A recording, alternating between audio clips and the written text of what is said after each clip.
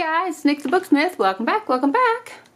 Today I have a CraftTime mystery for you, and I thought while I was doing that I would start making a little book out of these eco prints that I did some time ago and haven't done anything with these papers. Sound good? All right, the first thing I'm going to do is I'm just going to cut these in half. So let me do that real quick and I'll be right back. All right. So today we're going to be talking about a case that is ongoing or unsolved for the most part. There's a lot of people that are involved, a lot of victims that are in this case, and it's just kind of complicated. So let me just say that. I was inspired to talk about this case after watching the Murdered and Missing in Montana documentary that was on the Oxygen channel. And there were some very sobering statistics, such as Native American women are the most stalked, assaulted, and murdered group of any ethnicity in the United States. 40%, that's 40, of all trafficked women and girls in the United States are Native American. Murder is the third leading cause of death for Indigenous women.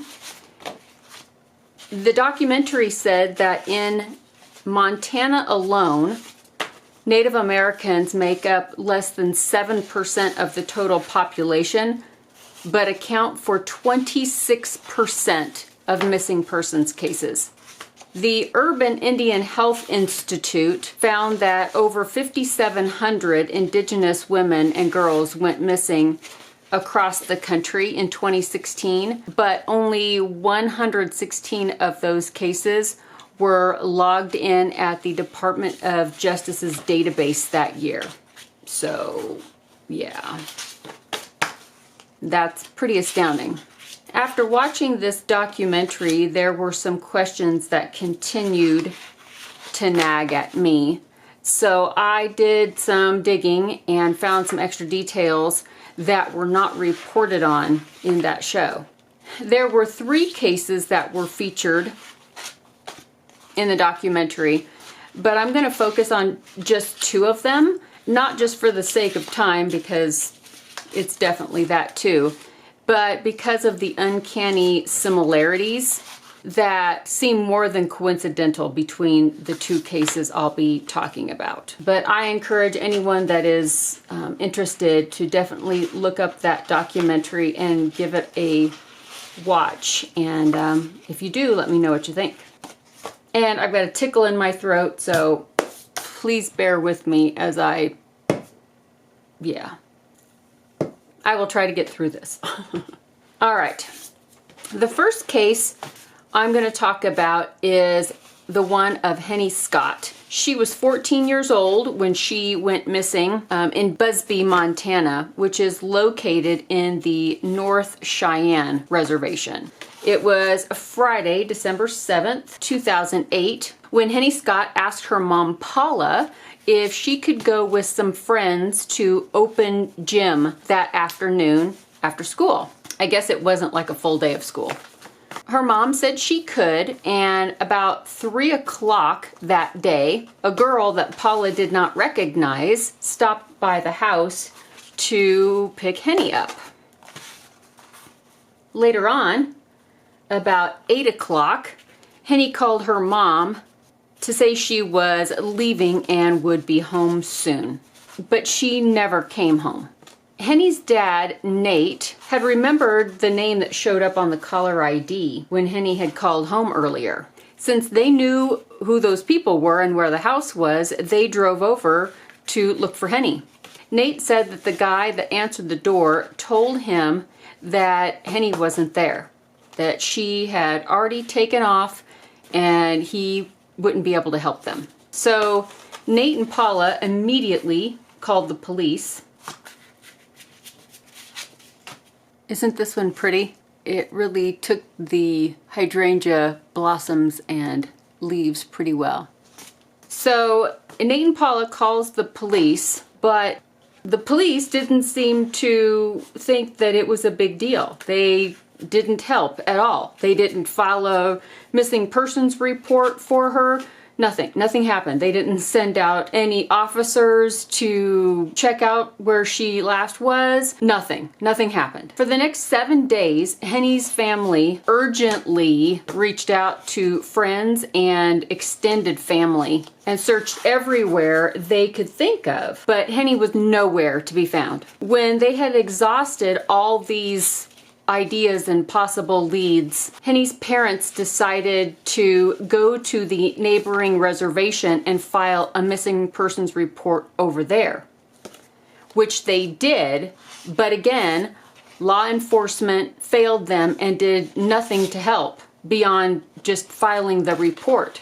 Matter of fact, it wouldn't be until 13 days after the report was filed that the public would even be informed that Henny was missing. And let me remind you, this is a 14-year-old child.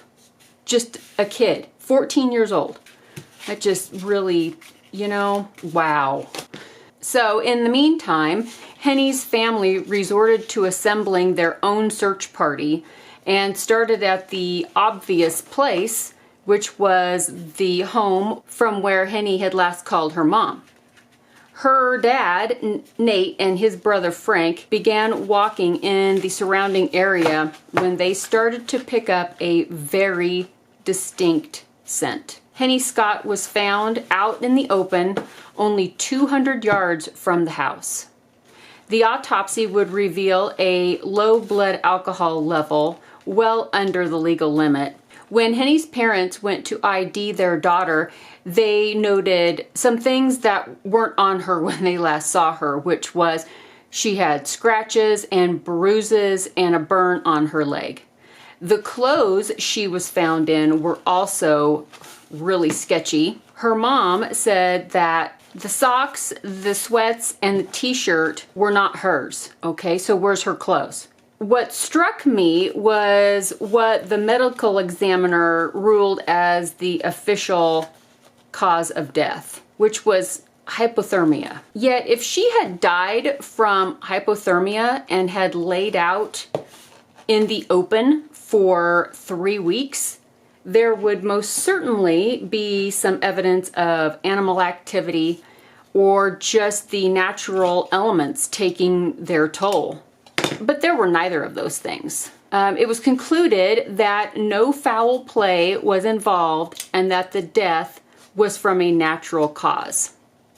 On August 22nd of 2019, the Attorney General determined that there was no crime in connection with Henny's death, and the FBI closed the case. And another sketchy side note here, when her parents asked for the police and autopsy reports, the BIA, or Bureau of Indian Affairs, I gotta mark this real quick so I can't talk and measure at the same time apparently.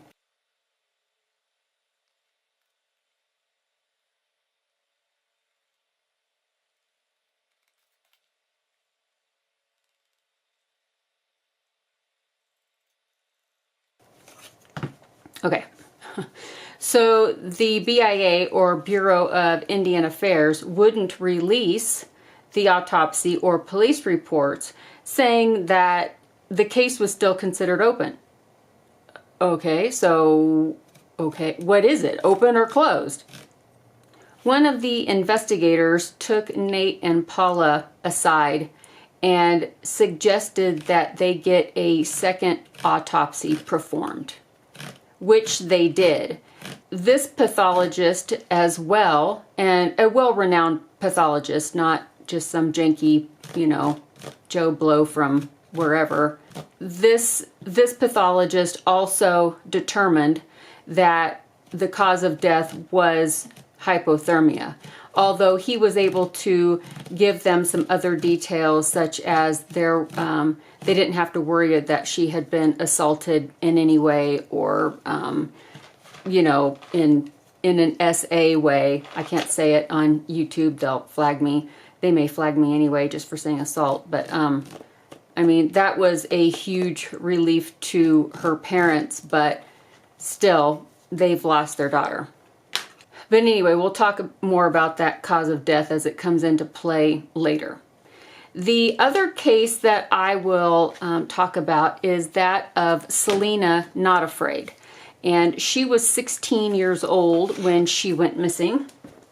Grab my awl.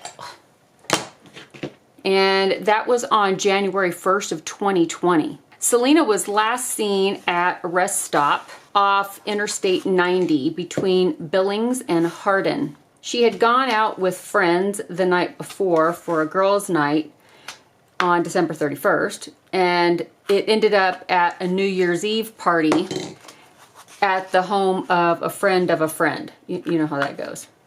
Early the next day, Selena's mom was trying to get a hold of her because Selena didn't come home the night before. And your 16-year-old kid doesn't come home the night before, you're like freaking out. At least I would be. While doing some research, I came across an account that mentioned that Selena's auntie Cheryl was able to get a hold of Selena about 9 o'clock that morning. And she told Selena that she needed to get her butt home because her mom was looking for her. So Selena gets a ride from a person at the same party, or, you know, where the party was. They were driving a white van, and there were either 4 or 5 other people that were also catching a ride, depending on which account you read. The friend that she had gone with the night before to the party did not go home with her. And nobody said why. It wasn't related as to why that was. So the people in the van are not people she knows very well, and they're all quite a bit older than she is. As they're traveling down I-90 from Billings toward Hardin, the van starts to have some engine trouble, and they pull over at a rest stop around mile marker 474. And this rest stop happens to be, make sure my marks are lining up here. Yeah. This rest stop happens to be closed, but they just stop in the parking lot. It was here that Selena would last be seen alive, and this was sometime between 1 and 2 o'clock in the afternoon. What happens to Selena past this point is not entirely clear. The information was gathered from statements taken from persons that were in the van, so yeah, you can make up your own mind on that once you hear the whole story. Apparently, the driver was able to get the van somewhat running, but told Selena and another girl in the van that they would need to wait there at the rest stop because the mom of one of the guys in the van was also on the road between Billings and Hardin, and she was going to, they would call her and she would stop and pick up the girls on her way. Like, oh, okay, that's not weird, right? That's not suspicious or sketchy or anything at all, No. So when the mom, and there was a mom, she did stop to pick them up. And when she got there, the other girl was reportedly found in like a ditch next to, I guess, close to the rest stop, all scratched up and kind of disoriented, and said that some people in a green Subaru with Wyoming license plates were trying to get the girls into their car, and she ran one way and Selena ran the other. According to the timeline, this would have been between 2 and 2:30. Then this girl reports back to Selena's family that they can't find her. I know you might be thinking the same thing I'm thinking at this point. It's like, okay, so Selena and she were not like super close buds. How did she even have Selena's family's number? I don't know. That wasn't talked about. Anyway, Selena's family immediately round up as many people as they can and head out to the rest stop to start searching the area to find Selena. At some point this afternoon, also, the authorities are called, and they showed up with spotlights and even a helicopter. While friends and family were doing a ground search, then the spotlights and the helicopter were helping with that. The next morning, even more resources are brought in. People on horseback, ATVs, side-by-sides, and drone flyers join in the search. Selena's family even brings in their RV trailer to camp out at the rest area. Search dogs are eventually brought in, and still there's no clues as to where Selena went. On January 12th, so this is 12 days later, or at least 11, however you want to count it, the family has to pack up the trailer and take it back to town. Hold that thought. I need to get some twine or thread or something. Hold on. I know, y'all. I'm just all kinds of prepared, aren't I? So I checked what the weather was going to be like on that January 12th. And it looked like the temperature was plunging and snow was coming in. And I know from personal experience that propane tanks on a camper can only last so long when you have to run a furnace and a water heater and cook and everything. According to the Crimeaholics podcast, Selena's Aunt Cheryl felt that as soon as they left the rest stop that somebody would find Selena. The next day, January 13th, the FBI and the Child Abduction Rapid Deployment Team gets involved. And this is when a standard grid search begins. And within a week, Selena's body is found. It was found only 3/4 of a mile from the rest stop. I don't know about you guys, but I find it impossible to believe that she laid out there for almost 3 weeks while locals on horseback and ATVs searched, while scent dogs were hunting, and helicopters and drones are flown over this entire area. Now, a grid search takes a while to work its way systematically, like outward, so it makes sense that it was 6 or 7 days by the time they had fanned out 3/4 of a mile from their starting point. But my question is, when was Selena's body placed there to be found?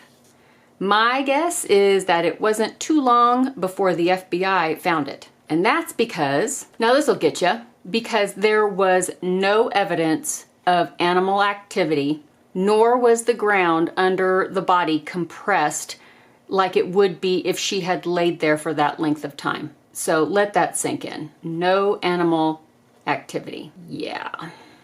The autopsy reported no alcohol in her blood, and the manner of death was ruled accidental.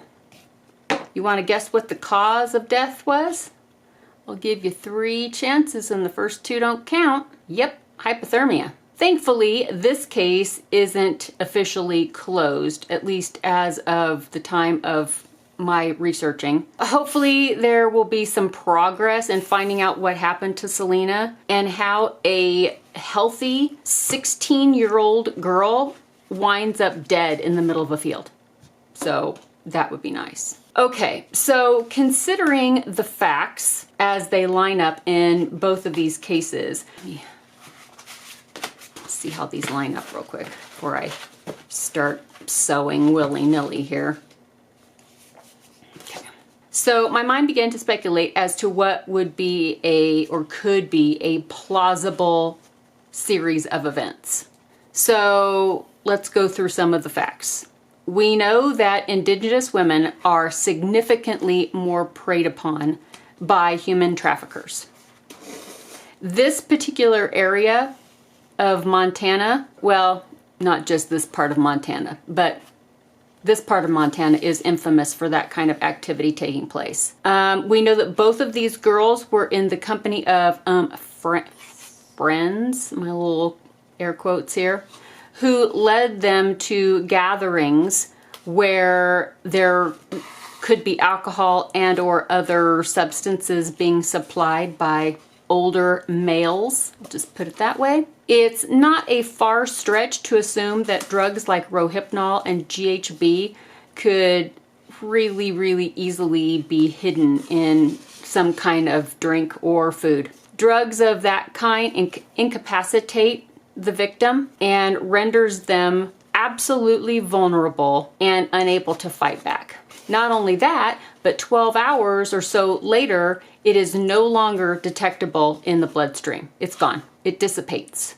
Traffickers will often use other young people to lure unsuspecting kids and young adults to parties where they can fall prey to these disgusting pieces of human filth, as far as I'm concerned.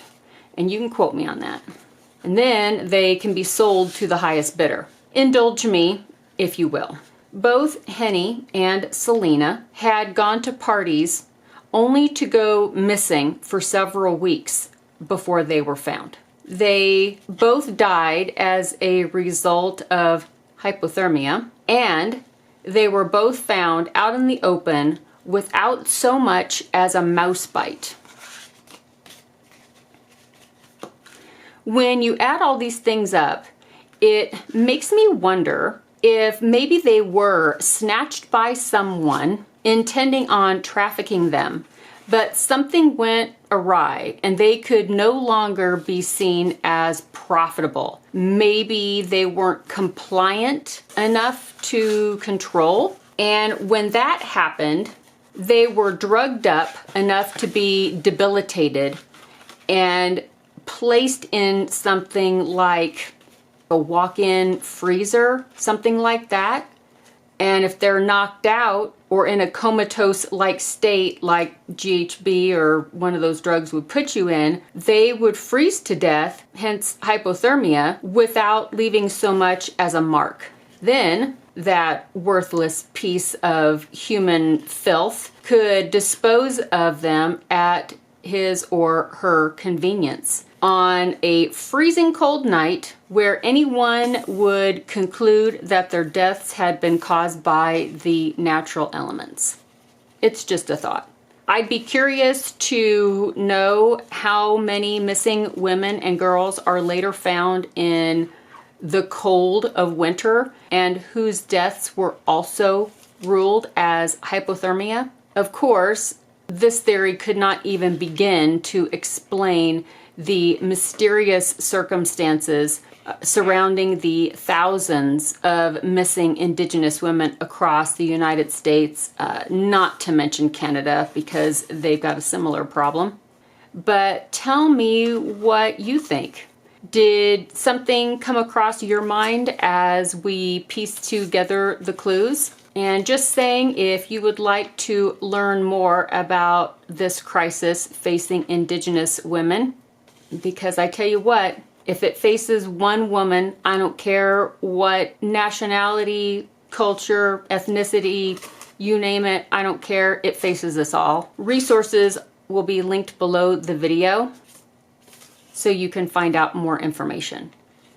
If there are any updates in either of those cases, I will be sure to mention those as soon as I hear about them. The third case that was reported on in that documentary was Kaysera Stops Pretty Places. And her case is probably even more frustrating because of the circumstances surrounding it.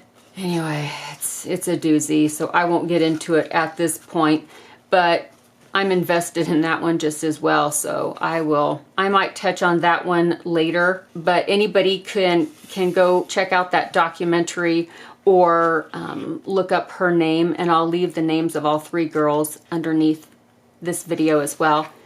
And there are a few podcasts and that documentary and a little bit more information. Not a ton on Kaysera because there isn't a lot of information to be had as of yet. But her case is also still open, technically. I would just like to send out some love and thank you all for taking the time to be with me today. I will continue to work on this book And maybe I will just keep working on this book as we talk about different CraftTime mysteries, and that will give us a little bit of a project to work on.